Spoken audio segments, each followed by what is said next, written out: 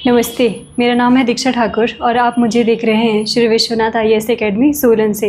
पटवारी की जो क्वेश्चंस की सीरीज़ है उस सीरीज़ में ये हमारा 8th पार्ट है और अब तक अगर आपने प्रीवियस पार्ट नहीं देखे तो प्लीज़ आप उन्हें देखें। तो आज जो है वो हम इसका पार्ट 8 डिस्कस करने वाले हैं। चलते हैं, शुरू करते हैं क्वेश्चन नंबर 1 से। पहला क्वेश्चन जो है वो क्या कह रहा है?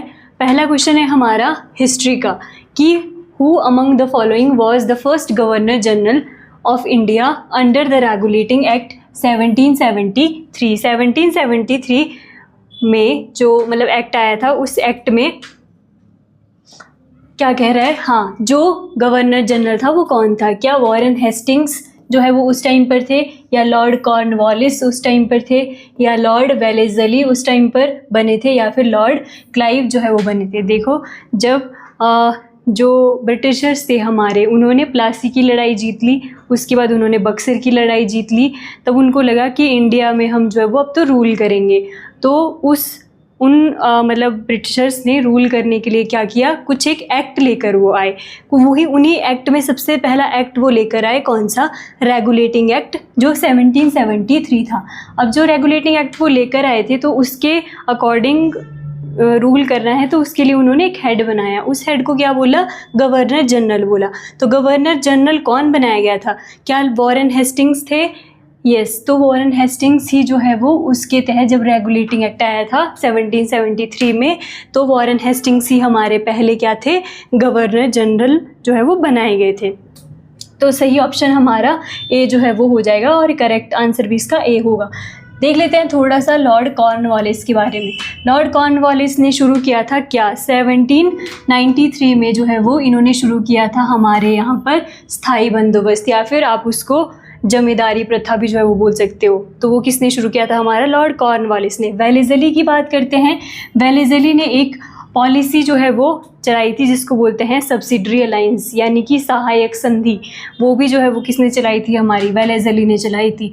रॉबर्ट क्लाइव भी क्या थे? बहुत इंपॉर्टेंट रोल है, कभी आगे क्वेश्चन आएगा तो इसके बारे में डिस्कस करेंगे। इनका भी काफ़ी बड़ा रोल था जब प्लासी की लड़ाई हुई थी, तो और इनको जो है वो बताई देती हूँ, प्लासी की लड़ाई हुई थी उस टाइम पे इन्होंने बहुत बड़ा रोल प्ले किया था ब्रिटिशर्स के लिए। और जब ये वापस गए थे तो वहाँ पर यानी कि ब्रिटेन में भी इनको सम्मान जो है वो मिला था। तो लेकिन इसका सही आंसर हमारा ऑप्शन ए जो है वो हो जाएगा। वॉरेन हेस्टिंग्स जो है वो बने थे गवर्नर जनरल हमारे। नेक्स्ट क्वेश्चन है the slogan Swaraj is my birth right and I shall have it was given by which leader? Swaraj मेरा जन्मसिद्ध अधिकार है और मैं इसे प्राप्त करूंगा, यह नारा किसने दिया था? क्या महात्मा गांधी जी ने दिया था, या बाल गंगाधर तिलक ने दिया था, या सुभाष चंद्र बोस जी ने दिया था, या जवाहरलाल नेहरू ने जो है वो दिया था? तो महात्मा गांधी जी तो ऐसा नहीं करते थे, क्योंकि उनकी पॉलिसी कैसी थी? वो अहिंसा में बिलीव करते थे, हिंसा में नहीं मानते थे। तो ये अधिकार वगैरह की बात हो रही है, तो महात्मा गांधी जी तो नहीं होंगे। महात्मा गांधी जी के बारे में मैं आपको एक बता देती हूँ, कुछ एक फैक्ट इनके बारे में देखते हैं। देखो, इनकी ऑटोबायोग्राफी कौन सी है? इनकी ऑटोबायोग्राफी है हमारी सत्य के साथ मेरे प्रयोग, द एक्सपेरिमेंट विद ट्रुथ, जो है वो इनकी हमारी क्या है? ऑटोबायोग्राफी है। अगर आप इनका और देखो इनके बारे में, तो ये 1901 में 1901 में ये कांग्रेस के सेशन में क्या किया था इन्होंने? जो कांग्रेस के सेशन होते थे उसमें इन्होंने पहली बार भाग लिया था 1901 में। और ये भारत में कब लौटे थे? भारत में लौटे थे ये कब? 1915 में। 1915 में ये इंडिया में आ गए थे। तो ये तो नहीं थे। दूसरा, बाल गंगाधर तिलक, तो यस, ये हमारे जो है वो एक्सट्रीमिस्ट जितने भी लीडर थे उनमें से एक थे, और इन्होंने ही कहा था कि स्वराज मेरा जन्मसिद्ध अधिकार है और मैं इसे लेकर रहूँगा। लाल बाल पाल में से जो हमारे जो 3 हमारे एक्सट्रीमिस्ट होते थे, लाल बाल पाल उनको बोलते थे, उनमें से एक थे कौन? बाल गंगाधर तिलक। अगर आप इनकी इम्पॉर्टेंट बुक्स की बात करो तो गीता रहस्य इनकी एक इम्पॉर्टेंट बुक है जो इन्होंने लिखी थी। इसके अलावा अगर आप इन्होंने जो है वो उत्सव चलाए थे कुछ एक, जिनमें आप ले सकते हो जो गणपति उत्सव है, उनकी शुरुआत भी किसने करी थी? इन्होंने ही करी थी। इनके 2 न्यूज़पेपर है मराठी, एक इनका मराठी न्यूज़पेपर बहुत इंपॉर्टेंट है, और केसरी, इनके 2 न्यूज़पेपर ये बहुत इंपॉर्टेंट है जो पूछे जाते हैं, लेकिन ये नारा भी इन्होंने ही दिया था, स्वराज मेरा जन्मसिद्ध अधिकार है। सुभाष चंद्र बोस जी की बात करते हैं तो सुभाष चंद्र बोस जी ने नारा दिया था कि तुम मुझे खून दो मैं तुम्हें आज़ादी दूंगा। वो वाला नारा किनका था? सुभाष चंद्र बोस जी का था। और इनकी एक बुक बहुत इंपॉर्टेंट है जो हिस्ट्री में पूछी जाती है, इंडियन स्ट्रगल, जो है वो इनकी बहुत इंपॉर्टेंट बुक है, याद रखना। जवाहरलाल नेहरू जी जो है वो इनके बारे में डिस्कस करते हैं। ये इकलौते ऐसे प्राइम मिनिस्टर है जो सबसे ज़्यादा बार बने हैं, लगभग 17 साल ये हमारे प्राइम मिनिस्टर जो है वो रहे हैं। इनकी बुक की अगर बात करें तो डिस्कवरी ऑफ इंडिया जो है वो इनकी बुक मतलब इम्पॉर्टेंट बुक है, लेकिन इसका सही आंसर हो जाएगा बाल गंगाधर तिलक, इसका करेक्ट आंसर जो है वो हो जाएगा। चलते हैं नेक्स्ट क्वेश्चन पे, third, arrange the following events in the correct chronological order. आपको जितनी भी ये स्टेटमेंट दी गए हैं, जितने भी ये 4 जो है वो चीज़ें दी गई हैं, इनको आपको करेक्ट क्रोनोलॉजिकल ऑर्डर में लगाना है। पहला है formation of Indian national Congress, formation भारतीय राष्ट्रीय कांग्रेस का गठन, ये हुआ था हमारा कब? 1885 में जो है वो हुआ था। उसके बाद क्या है? जलियांवाला बाग मैसेकर, जलियांवाला बाग हत्याकांड 13 अप्रैल 1919 में ये हुआ था। उसके बाद आता है क्या? सॉल्ट मार्च और दांडी मार्च, ये हुआ था हमारा कब? 12 मार्च 1930 को जो है वही हुआ था। 1930 को, ये 1919 को, ये 1885 को। और फिर क्विट इंडिया मूवमेंट, भारत छोड़ो आंदोलन, ये हुआ था 9 अगस्त 1942 को। तो आपको इसको क्रोनोलॉजिकल ऑर्डर में जो है वो लगाना है। इंडियन नेशनल कांग्रेस 1885 देखो फर्स्ट, फिर आ गया हमारा क्या? जलियांवाला बाग हत्याकांड सेकंड, और फिर आ गया हमारा थर्ड जो दांडी मार्च हुआ था 12 मार्च 1930 को, फिर आ गया फोर्थ हमारा क्या? Quit India movement. तो ये तो मतलब पहले ही लगा है क्रोनोलॉजिकल ऑर्डर में, तो हाँ 1 2 3 4 इसका सही आंसर जो है वो हो जाएगा। आपको इनकी डेट्स पता होंगी अगर, तो अगर इनके ईयर पता है कि ये जो घटनाएं हैं वो कौन कौन से ईयर में हुई हैं, तो आप इसको क्रोनोलॉजिकल ऑर्डर में आसानी से लगा सकते हो। बाकी मैंने डेट्स इसकी आपको बता दी है, तो इसका सही आंसर ऑप्शन बी जो है वो हो जाएगा। चलते हैं हम हमारे नेक्स्ट क्वेश्चन पे। नेक्स्ट क्वेश्चन जो है वो क्या कह रहा है कि in which year was the quit India movement launched, किस वर्ष क्विट इंडिया मूवमेंट की शुरुआत हुई थी। अभी प्रीवियस ईयर क्वेश्चन में एक्सप्लेनेशन में मैं बता चुकी हूँ कि 8 अगस्त 1942 को जो है वो प्रस्ताव पास कर दिया गया था कि हम भारत छोड़ो आंदोलन यानी कि क्विट इंडिया मूवमेंट स्टार्ट कर रहे हैं, और 9 अगस्त 1942 से क्या हो गया था? जो क्विट इंडिया मूवमेंट है वो स्टार्ट हो गया था। तो 1942 जो है वो इसका करेक्ट आंसर हो जाएगा, ऑप्शन सी जो है वो हमारा सही आंसर हो जाएगा। 1930 की बात करते हैं तो 1930 में गांधी जी ने क्या शुरू किया था? सिविल डिसओबीडिएंट मूवमेंट जो है वो, जिसको बोलते हैं सविनय अवज्ञा आंदोलन की शुरुआत की गई थी। 1945 की बात करें तो 1945 में वेवेल प्लान आया था। एक वेवेल जो थे वो हमारे क्या थे?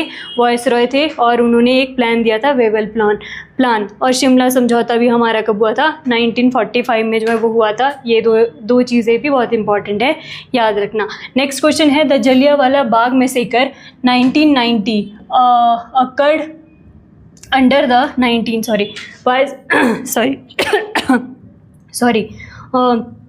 कौन से जो जलियांवाला बाग हत्याकांड हुआ था वो किस वायसरॉय के हक में हुआ था? मतलब जब हमारा जलियांवाला बाग हत्याकांड हुआ था तो उस टाइम पे हमारे जो वायसरॉय थे वो कौन थे? पहला ऑप्शन दे रहा है लॉर्ड कर्जन जो थे, दूसरा लॉर्ड कर्जन थे उस टाइम पे वायसरॉय, या फिर लॉर्ड चैम्सफोर्ड थे, या लॉर्ड इरविन थे, या फिर लॉर्ड हार्डिंग जो थे वो थे। तो जब हमारा जलियांवाला बाग हत्याकांड हुआ था तो हमारे कौन थे? लॉर्ड चैम्सफोर्ड जो थे वो थे हमारे क्या? Viceroy of India. Lord Curzon कब थे हमारे? 1905 में, जब हमारा क्या हुआ था? बंगाल का डिवाइडेशन हुआ था, बंगाल विभाजन हुआ था, तो उस टाइम पे कौन थे हमारे? लॉर्ड कर्जन थे। चैम्सफोर्ड मैंने आपको बता दिया जब जलियांवाला बाग हत्याकांड हुआ था। इरविन और गांधी जी के बीच 1930 में समझौता हुआ था, कौन सा? ये आपका गांधी इरविन समझौता बोलते हैं उसको, वो 1930 में हुआ था। उस टाइम पे ये इरविन थे। लॉर्ड हार्डिंग अगर सेकंड की बात करें तो जब कलकत्ता से जो हमारी कैपिटल है वो दिल्ली शिफ्ट करी गई थी, तो उस टाइम पे हमारे कौन थे? वायसरॉय लॉर्ड हार्डिंग 2 जो है वो थे। कब की गई थी हमारी कैपिटल जो है वो शिफ्ट? 1911 में जो है वो की गई थी, 1912 में, 1911-12 लगा सकते हो आप इसमें। तो ये इसके अकॉर्डिंग आपका ऑप्शन बी जो है वो करेक्ट आंसर आपका हो जाएगा। चलते हैं नेक्स्ट क्वेश्चन पे। नेक्स्ट क्वेश्चन जो है वो क्या कह रहा है, who among the following introduce the doctrine of lapse.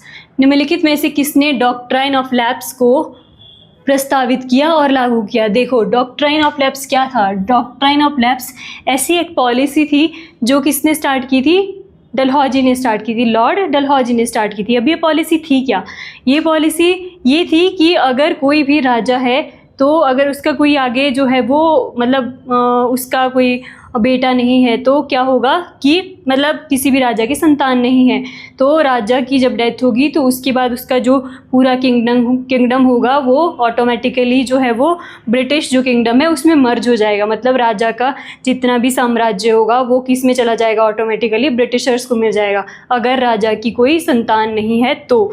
ये पॉलिसी जो है वो ये कहती है। तो ये किसने चलाई थी, मैंने आपको बता दिया कहाँ है इसमें, ये है हमारे लॉर्ड डलहौजी। लॉर्ड डलहौजी ने ये पॉलिसी जो है वो चलाई थी। लॉर्ड डलहौजी ने और क्या किया था, लॉर्ड डलहौजी ने हमारे यहाँ पे इंडिया में 1853 में क्या किया था, पहली बार जो है वो रेल चलाई थी, ट्रेन चलाई थी। वो भी किसने किया था काम, लॉर्ड डलहौजी ने ही जो है वो किया था। कॉर्नवालिस में हम आपको बता चुकी हूँ कि जो हमारा स्थायी बंदोबस्त था और हमारा जमींदारी प्रथा भी बोलते हैं उसको, वो स्टार्ट किया था किसने, कॉर्नवालिस ने। लॉर्ड विलियम बेंटिक, ये बहुत इंपॉर्टेंट है, Lord William Bentinck. Lord William Bentinck कौन थे, लॉर्ड विलियम बेंटिक थे हमारे भारत के पहले गवर्नर जनरल। भारत के पहले गवर्नर जनरल थे हमारे लॉर्ड विलियम बेंटिक।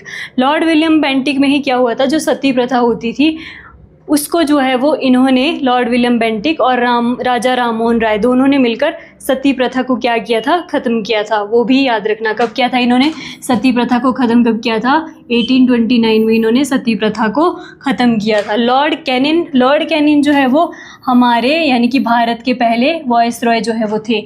जब 1857 की क्रांति हुई थी उस टाइम पे भी ये क्या थे, वॉइसरॉय थे। 1857 की क्रांति हुई थी, रिवॉल्ट ऑफ 1857 जब हुआ था उस टाइम पे भी हमारे वॉइसरॉय कौन थे, लॉर्ड कैनिन ही थे। और ये भारत के पहले जो है वो वॉइसरॉय थे, उससे पहले गवर्नर जनरल हुआ करते थे। नेक्स्ट क्वेश्चन पे चलते हैं। विच session of Indian national Congress did the Surat split occur, dividing moderate and extremist. Congress के किस सत्र में सूरत विभाजन हुआ जिसमें मॉडरेट्स और एक्सट्रीमिस्ट को अलग कर दिया गया। ये तो पहले ही दे दिया इसने सूरत विभाजन। चलो देखते हैं। लाहौर जो है वो, लाहौर का सेशन था 1909 का, सूरत का था 1907 का, कलकत्ता का था 1905 का, या लखनऊ का था 1916 का था। तो ये यहाँ पे भी ऑलरेडी दे दिया गया है। सूरत जो है वो 1907 में जो है वो हुआ था। देखो क्या था कि जब जो है वो बंगाल का विभाजन हुआ तो जो हमारे दो वहाँ पे दो गुट बन गए। एक होता था हमारा क्या, एक्सट्रीमिस्ट, और एक होते थे हमारे लिबरल। एक होते थे उदारवादी और एक होते थे जिनको उग्रवादी बोलते थे, एक्सट्रीमिस्ट होते थे। तो ये जो है वो पहले ही मनमुटाव वहाँ पे शुरू हो गया था जब बंगाल विभाजन हुआ था। क्योंकि जो उदारवादी लोग थे, जो लिबरल लोग थे, वो चाहते थे कि जो बंगाल डिवाइडेशन के बाद जो आंदोलन शुरू हुआ था, जो लोग भड़के थे कि नहीं होना चाहिए बंगाल का डिवाइडेशन, उसको वो सिर्फ बंगाल तक ही रखना चाहते थे। लेकिन जो ये एक्सट्रीमिस्ट थे, जो उग्रवादी थे, लाल बाल पाल थे, वो क्या चाहते थे कि ये जो चीज़ है, जो बंगाल डिवाइडेशन को लेकर जो है वो विरोध हो रहा है, वो पूरे इंडिया में जो है वो फैले। तो इस तरीके से आपस में जो है वो इनका मतलब कॉन्फ्लिक्ट हो गया। आपस में जब इनका विवाद हो गया तो फिर उसके बाद विवाद इतना बढ़ गया कि ये जो एक्सट्रीमिस्ट होते थे, उग्रवादी, चाहते थे कि हमारे में से ही कोई जो है वो कांग्रेस के सेशन का हेड बने। जब वो कांग्रेस के सेशन का हेड बनेगा तो वो अपनी बात रखेगा। लेकिन लिबरल ने उनको क्या किया, उनको जो है वो किसी भी मतलब 1907 में चाहते थे वो कि जो सूरत का सेशन होगा कांग्रेस का, उसका अध्यक्ष जो है वो कोई एक्सट्रीमिस्ट होगा। लेकिन लिबरल ने जो है वो उनको नहीं माना। तो यहाँ पर उन्होंने क्या कर दिया, जब उनको नहीं बोला गया कि हाँ आप सेशन जो है वो हेड नहीं कर सकते, आप इसका पार्ट तो हो सकते हो, लेकिन सेशन का मतलब अध्यक्ष जो है वो बनाते थे, वो नहीं बनाया गया। तो फिर क्या हुआ, ये दोनों जो है वो मतलब दो जगह पे बट गए, उदारवादी अलग हो गए और एक्सट्रीमिस्ट अलग हो गए। तो वो था हमारा क्या, सूरत जो है वो सेशन हुआ था 1907 का, उसमें ही बट गए थे हमारे ये एक्सट्रीमिस्ट और मॉडरेट जो है वो आपस में बट गए थे। कलकत्ता का 1905 का सेशन भी बहुत इंपॉर्टेंट है। ये इसके कांग्रेस का सेशन हुआ था 1905 का कलकत्ता में, वो हेड किया था किसने, दादाभाई दादा भाई नौरोजी जी ने ये ऐड किया था और इसमें ही पहली बार जो है वो कांग्रेस ने स्वशासन की मांग की थी। तो ये था कलकत्ता वाला। लास्ट वाला भी बहुत इंपॉर्टेंट है, लखनऊ 1916। लखनऊ का जो सेशन हुआ था कांग्रेस का 1916 में, जो ये एक्सट्रीमिस्ट और मॉडरेट यहाँ पे अलग हुए थे, यहाँ पे ये क्या हो जाते हैं, दोबारा से जो है वो इकट्ठे हो जाते हैं। और इसके अध्यक्ष कौन थे जब लखनऊ सेशन हुआ था? अंबिका चरण मजूमदार जो है वो इसके अध्यक्ष हुआ करते थे कांग्रेस के, जब लखनऊ सेशन हुआ था 1916 में। चलते हैं नेक्स्ट क्वेश्चन पे। कांग्रेस और मुस्लिम लीग के बीच लखनऊ समझौता जो है वो कब हुआ था? अभी डिस्कस कर चुकी हूँ, 1916 में हुआ था हमारा क्या, लखनऊ जो है वो पैक्ट जो है वो हुआ था। लखनऊ पैक्ट में क्या हुआ था, जो एक्सट्रीमिस्ट होते थे और जो हमारे लिबरल यानी कि मॉडरेट हुआ करते थे, वो दोनों जो क्या होते हैं, पहले अलग हुए थे 1907 में सूरत में, और 1916 में वापस से दोनों जो है वो मतलब मिल गए थे, ज्वाइन कर दिया था दोनों ने एक दूसरे को। 1919 में आपको पता ही है जलियांवाला बाग जो है वो हत्याकांड हुआ था 13 अप्रैल 1919 को। 1920 में गांधी जी ने क्या स्टार्ट किया था, 1920 में गांधी जी ने स्टार्ट किया था असहयोग आंदोलन, जिसको बोलते हैं असहयोग आंदोलन जो है वो यहाँ पे उन्होंने शुरू किया था महात्मा गांधी ने 1920 में। और 1922 में जब चोरा चोरी की घटना हुई थी तो उन्होंने असहयोग आंदोलन को वापस भी ले लिया था, मतलब ख़त्म करने की घोषणा कर दी थी। तो इसके हिसाब से लखनऊ समझौता पूछा है, ऑप्शन बी इसका करेक्ट आंसर जो है वो हो जाएगा। Which princely state was annexed under the doctrine of lapse after the ruler died without a male heir despite an adopted heir existing? Damodar Rao. ठीक है, किस रियासत को डॉक्ट्राइन ऑफ लैप्स के अंतर्गत जब उसकी संतान नहीं थी और एक गोद लिया गया वारिस दामोदर राव होने के बावजूद उसका विलय ब्रिटिश भारत में हो गया? क्या बोलना चाह रहा है कि ऐसी कौन सी 4 ऑप्शन है, इनमें से बताओ कि ऐसी कौन सी एरिया था या कौन सी रियासत थी जहाँ पर जो है वो मतलब राजा का कोई बच्चा नहीं था, उसने जो है वो बच्चा किसी गोद लिया था, दामोदर राव, उसको वो अपना मतलब राज्य जो है वो देना चाहती थी रानी, लेकिन गोद लेना तो मैंने बोला कि डलहौजी ने डॉक्ट्राइन ऑफ लैप्स चलाई थी, जिसमें अगर राजा की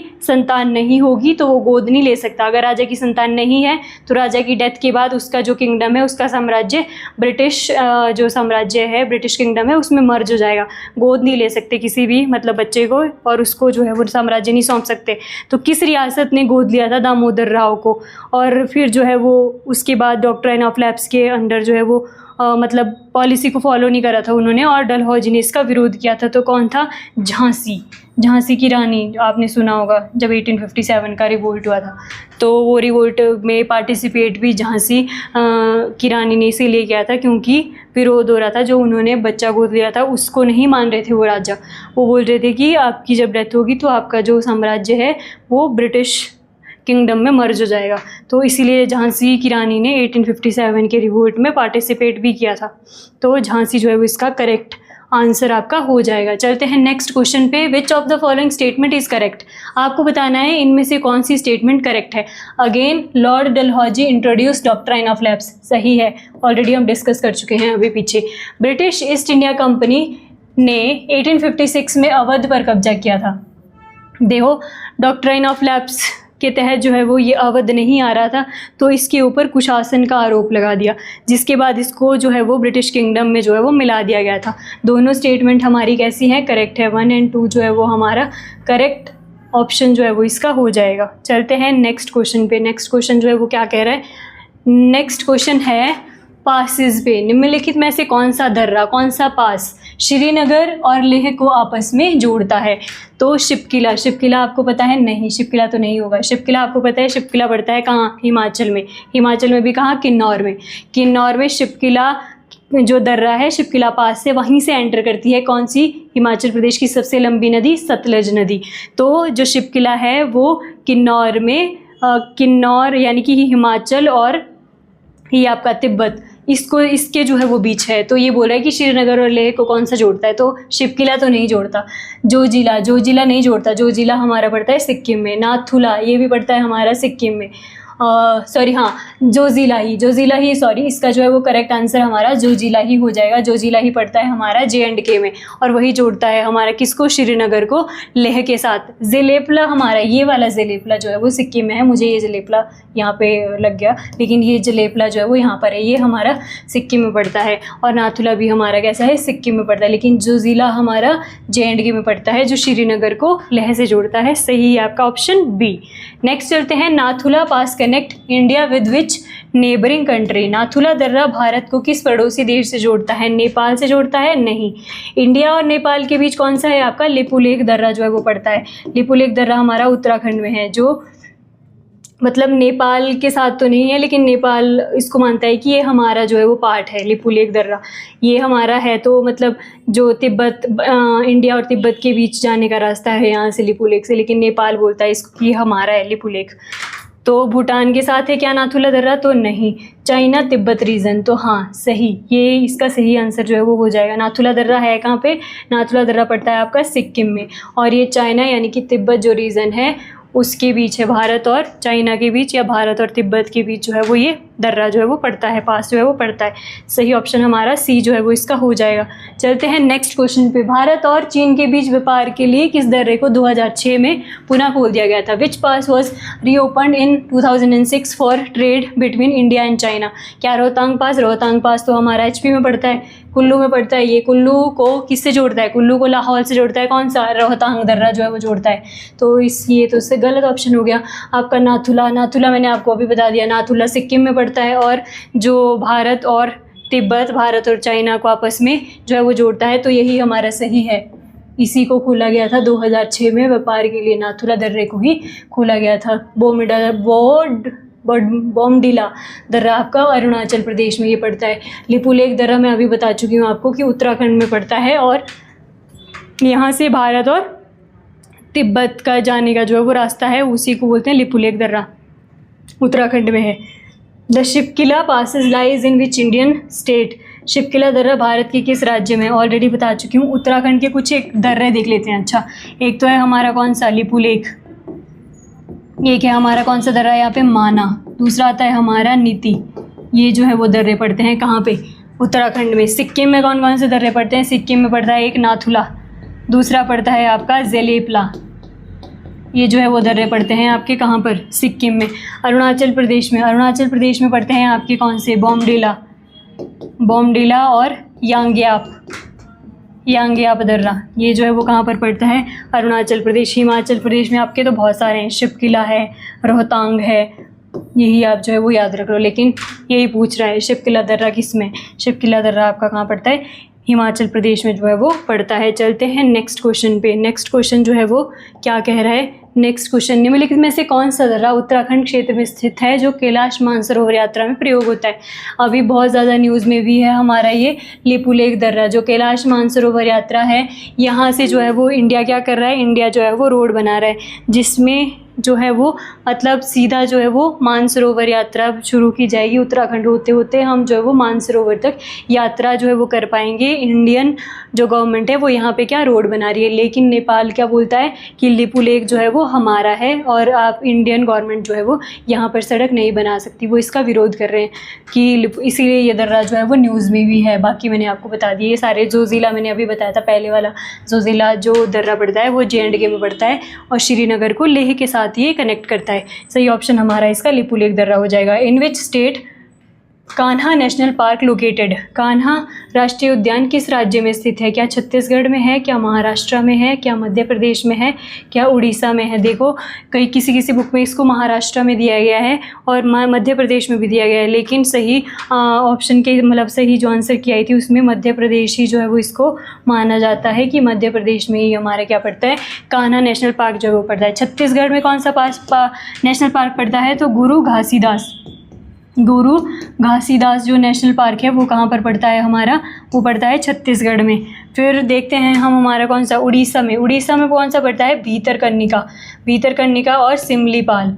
जो नेशनल पार्क है सिमलीपाल जो नेशनल पार्क है वो कहाँ पर पड़ता है, हमारा उड़ीसा में जो है वो पड़ता है। तो लेकिन इसके हिसाब से यहाँ कान्हा पूछा था तो मध्य प्रदेश में पड़ता है आपका कौन सा, कान्हा नेशनल पार्क जो है वो मध्य प्रदेश में ही है। चलते हैं नेक्स्ट क्वेश्चन पे। Which national park is known for the Asiatic lion, Asiatic lions. कौन सा राष्ट्रीय उद्यान एशियाई शेरों के लिए जो है वो प्रसिद्ध है। जिम कॉर्बेट नेशनल पार्क कहाँ पर है, ये उत्तराखंड में पड़ता है, यूके में पड़ता है उत्तराखंड में, लेकिन ये एशियाटिक लॉयन यानी कि एशियाई शेरों के लिए नहीं है। गिर नेशनल पार्क, यस सही ऑप्शन हमारा गिर नेशनल पार्क ही हो जाएगा। गिर नेशनल पार्क आपका कहाँ पर पड़ता है, गुजरात में पड़ता है, और ये जो एशियाई शेर है उसके लिए फेमस है। पेरियार, पेरियार रिवर भी है और पेरियार नेशनल पार्क भी है। कहाँ पे पड़ता है, केरल में।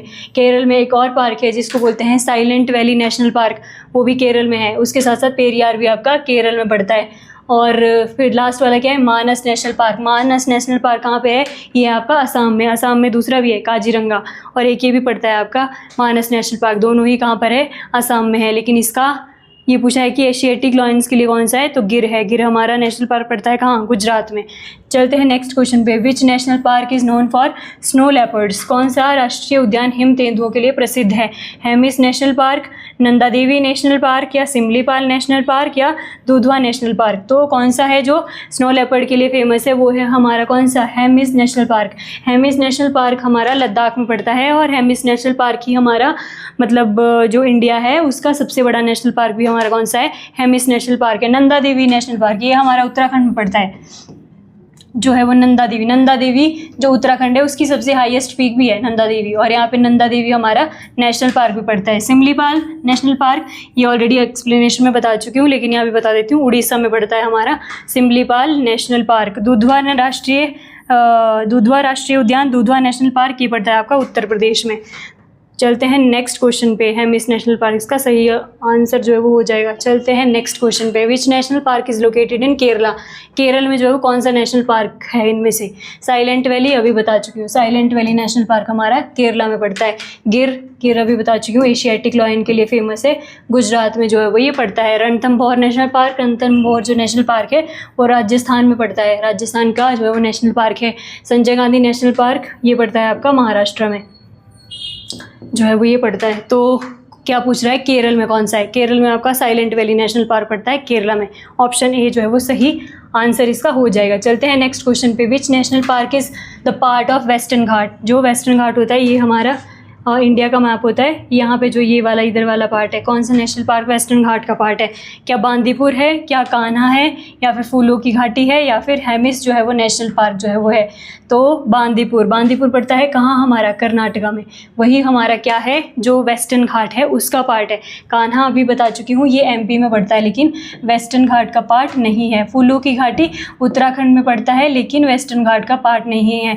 हेमिस जो है वो आपका सबसे बड़ा जो है वो नेशनल पार्क है, लेकिन हमारे वेस्टर्न घाट का पार्ट नहीं है। लेकिन बांदीपुर जो कर्नाटका में पड़ता है वो क्या है, हमारे जो वेस्टर्न घाट है उसका पार्ट है। तो ये थे आज के हमारे कैसे मोस्ट इम्पॉर्टेंट 20 क्वेश्चंस।